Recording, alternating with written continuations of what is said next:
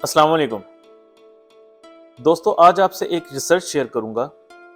ये research Kings college London के doctor Andy web ने कुछ अरसा पहले ही की है और इस रिसर्च को BBC यूके ने भी अपनी वेबसाइट पर पोस्ट किया। रिसर्च का लिंक नीचे डिस्क्रिप्शन में मौजूद है, आप खुद भी चाहें तो इसको पढ़ सकते हैं। तरबूज, लहसुन और चुकंदर के बारे में कहा जाता है कि ये ब्लड प्रेशर को कम करने में बहुत मावन साबित होता है। इसी दावे की सच्चाई को जानने के लिए डॉक्टर एंडी वेब ने ये रिसर्च की। इस रिसर्च में ब्लड प्रेशर के 28 मरीजों ने हिस्सा लिया। इन सभी का ब्लड प्रेशर 130 mm से ज़्यादा था, जबकि एक नॉर्मल इंसान का ब्लड प्रेशर 120 mm होना चाहिए। इन सभी मरीजों को 3 ग्रुप्स में बांटा गया। पहले ग्रुप को रोज़ाना लहसुन के 2 क्लोव खाने को दिए गए, जबकि दूसरे ग्रुप को रोज़ाना तरबूज के 2 टुकड़े खाने को दिए गए। इसी तरह तीसरे ग्रुप को रोज़ाना 2 चुकंदर खाने को दिए गए। फिर एक हफ्ते बाद तीनों ग्रुप्स के मरीजों को खिलाई जाने वाली चीज़ें आपस में बदल दी गईं और यही चीज़ तीसरे हफ्ते भी दोहराई गई। इस तरह हर ग्रुप के मेंबर ने हर चीज़ एक एक हफ्ता खा ली। हर मेंबर या मरीज का ब्लड प्रेशर दिन में 2 बार चेक किया गया, यानी सुबह और शाम।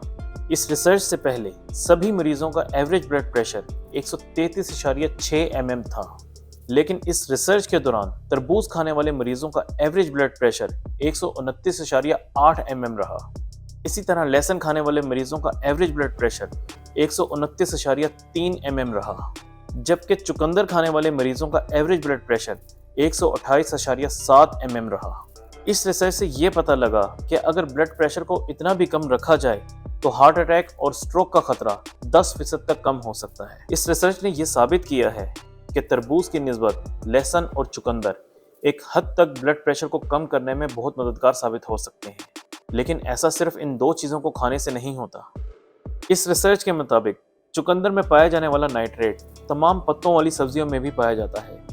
इसी तरह लहसुन में पाया जाने वाला एलिसन प्याज और दीगर सब्जियों में भी पाया जाता है। यानी कई ऐसी सब्जियां हैं जो ब्लड प्रेशर को कम करने में मददगार साबित हो सकती हैं, लेकिन ये सब्जियां ब्लड प्रेशर पर अपना कितना असर डालती हैं, ये इस बात पर मुनहसर है कि इनको इस्तेमाल कैसे किया जा रहा है।